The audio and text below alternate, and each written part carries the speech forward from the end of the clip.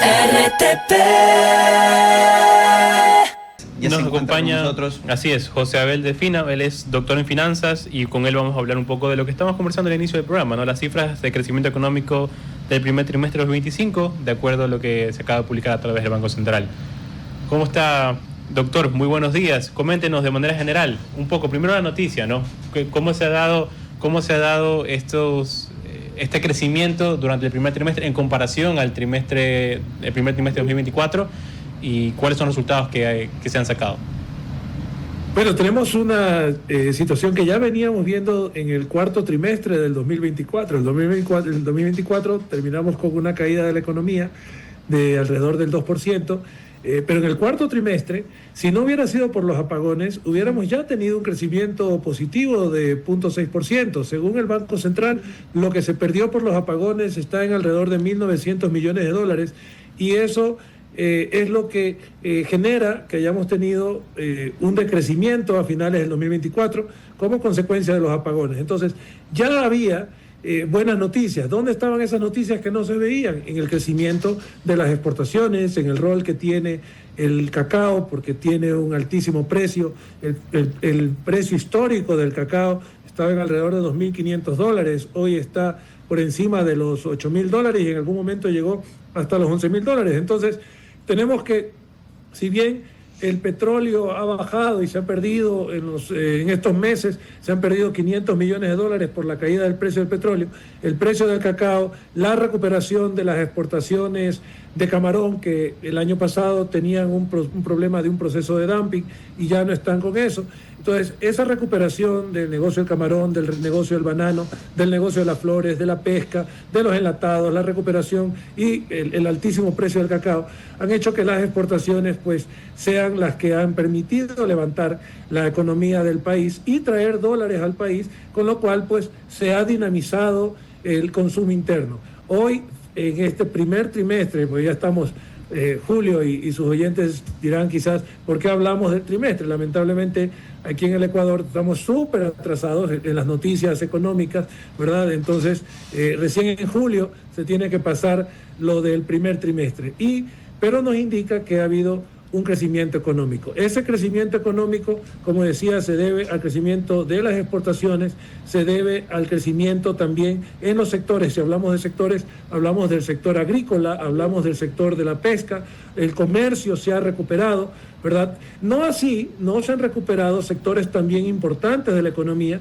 que son el sector de la construcción. Sigue muy flojo, muy golpeado, y será el último sector en recuperarse, porque además hay un sobreinventario de vivienda de todo tipo en el país, y tiene que salir. Y dirán, ¿cómo hay sobreinventario si la gente necesita casas? Porque eso significa endeudarse, y si no dan los ingresos, pues la gente no se endeuda y no se recuperará la construcción hasta pues cuando ya estemos mucho mejor en la economía.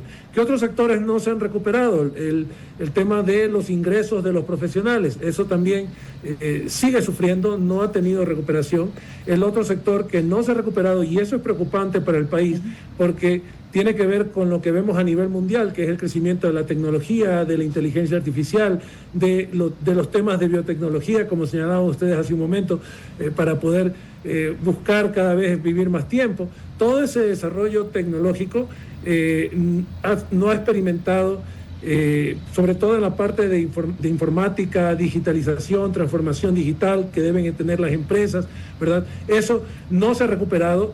Y es preocupante porque ahí están los motores de desarrollo de muchísimos países, pero no para el Ecuador. Entonces, producto de la recuperación de estos sectores, agricultura, comercio y pesca, es que nos encontramos hoy por hoy con una buena noticia de un 3.4% de crecimiento. Para este semestre, ¿qué viene? Para este semestre lo que viene, es decir, ya para lo que estamos por terminar, mayo, junio, julio, ¿verdad? Abril, mayo, junio, ya terminamos el segundo trimestre.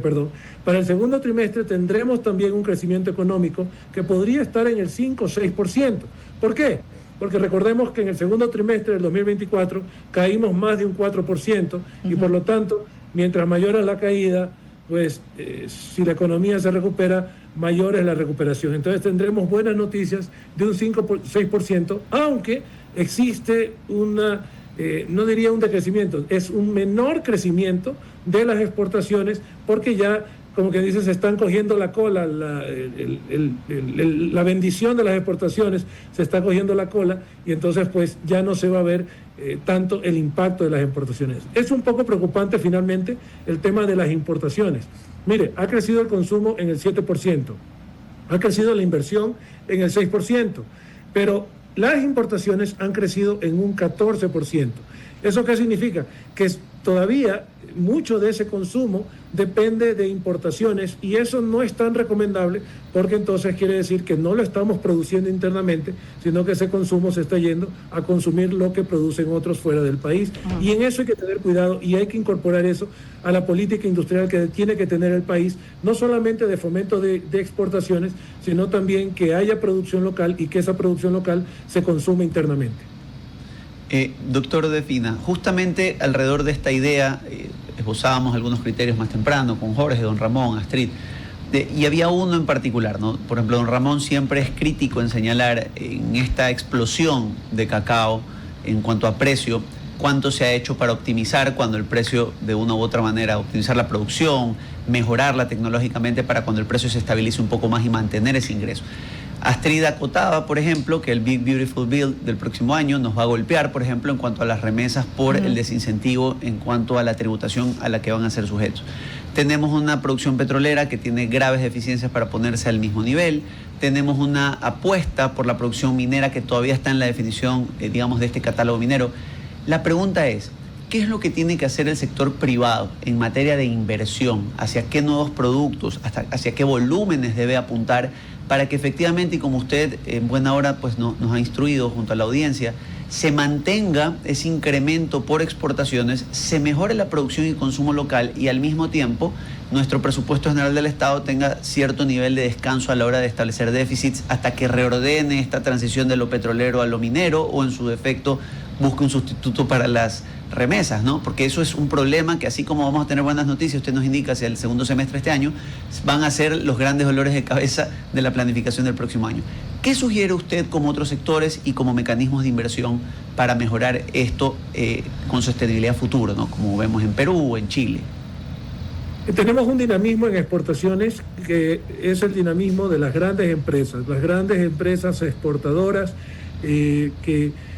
o las grandes empresas y que son productoras, muchas de ellas. Esas grandes empresas, con el clima político en el que estamos, y aun cuando hubiera problemas en cuanto, por ejemplo, estiaje, incluso si hubiera problemas de subida de impuestos, esas grandes empresas están en otras ligas y van a seguir creciendo. Hace poco hubo una inversión que vino de Singapur de alrededor de $49 millones para una empresa local, ¿verdad? Y eso es inversión directa para el país. Entonces, esas empresas seguirán impulsando el crecimiento del país, las grandes empresas, ¿verdad? Las pequeñas empresas, las medianas empresas, son las que tienen el problema gordo, y es allí donde debe mirar la política industrial del gobierno. Es no solamente que haya el financiamiento, sino que también haya también los proyectos, los planes de desarrollo y la incorporación de tecnología para que se capaciten, para que incorporen la nueva tecnología, para que puedan acceder a esas pequeñas y medianas empresas. Y entonces es necesario un esfuerzo por parte del Estado, porque nadie más lo va a hacer, ¿verdad? Es necesario un esfuerzo del Estado que sí lo puede hacer bien en alianza con la empresa privada. Es necesario un esfuerzo para que esas empresas pequeñas y medianas se vuelvan cada vez más productivas, cada vez más competitivas y con incorporación de tecnología. No es suficiente el financiamiento, sino que ese financiamiento tiene que traducirse en una inversión de buena calidad. Eso es lo que está faltando, es lo que necesitamos, porque esas pequeñas y medianas empresas, si no, van a desaparecer. Tenemos que tomar en cuenta que es importante también que en las zonas de producción se incorpore una mayor tema de la seguridad, ¿verdad? Porque esto es un cáncer que aqueja a las pequeñas y medianas empresas, y si queremos hacer un esfuerzo de exportación hay que darle seguridad. Y si no, lo que va a pasar es que van a ir cerrando estos pequeños productores que pueden ser víctimas de secuestros, pueden ser víctimas de extorsión, ¿verdad? Y van a ir cerrando, y vamos entonces, no va a bastar ni con financiamiento, ni con proveer tecnología, sino que el tema de la delincuencia es también algo que aqueja y que puede ser un impedimento muy fuerte para ese crecimiento de las exportaciones. Entonces, es importante hacer ese esfuerzo, pero yo me enfocaría, si el gobierno hoy por hoy está enfocado en la inversión extranjera, está enfocado en traer esa inversión extranjera, está enfocado, por ejemplo, en petróleo, en minería, en que venga esa inversión extranjera, es importante que no se pierda el tejido productivo nacional, ¿verdad?, de los pequeños y medianos productores, y para eso es necesario que haya una política industrial que no la hemos visto todavía, pero que sabemos que se la puede tener y que es momento que se la haga. Justamente, doctor, el tema de exportación, que, bueno, obviamente con esta bacteria, o no, este hongo, que es moco, ya han rechazado algunos contenedores con banano. ¿Cuál va a ser el impacto justamente para el Estado, estos rechazos? Porque recién comienza, ¿no? Y obviamente está muy afectado el banano con este hongo. Precisamente es un excelente ejemplo el que usted pone, porque eso requiere tecnología, requiere investigación, requiere capacitación para también lidiar, y las grandes empresas tienen la capacidad para hacerlo, no así las medianas y las pequeñas empresas. Entonces, imagínense el problema más gordo para los pequeños y medianos. Entonces, es importante esto. Sé que científicamente es posible manejarlo, ¿verdad? Pero es necesario que esos avances técnicos, tecnológicos, pues sean distribuidos y sean accesibles para los productores. Lo otro es que también, y de nuevo puede ser muy repetitivo quizás el discurso, pero el tema es que las grandes empresas tienen las reservas económicas, el acceso al crédito necesario para levantarse ante un incidente de este tipo, mientras que los pequeños y los medianos no tienen ese acceso. La otra forma de lidiar con este riesgo es la diversificación de productos que tiene entonces que buscarlo el país, y que a veces no somos tan buenos en esos pasos iniciales, ¿verdad? Ya una vez que damos esos pasos iniciales y ya se ve la ruta, somos muy buenos en seguirlo, ¿no? Pero falta todavía en que esos espacios iniciales se den. Fíjese, países como Perú han desarrollado, han diversificado su canasta de productos de exportación hacia productos como el espárrago, hacia productos como la uva de mesa, hacia el arándano. El Ecuador está haciendo sus pininos en estos rubros, ¿verdad? Pero no logra darle el impulso que, por ejemplo, es capaz de dar el Perú a la producción, al crecimiento más agresivo en esta diversificación de las exportaciones. Muy bien, doctor, le quedamos muy agradecidos por la entrevista del día de hoy. Esperemos poder contar con usted en una próxima ocasión. Encantado y a las órdenes, y un excelente día para ustedes y toda su estimada audiencia. Que tengan un buen día. RTP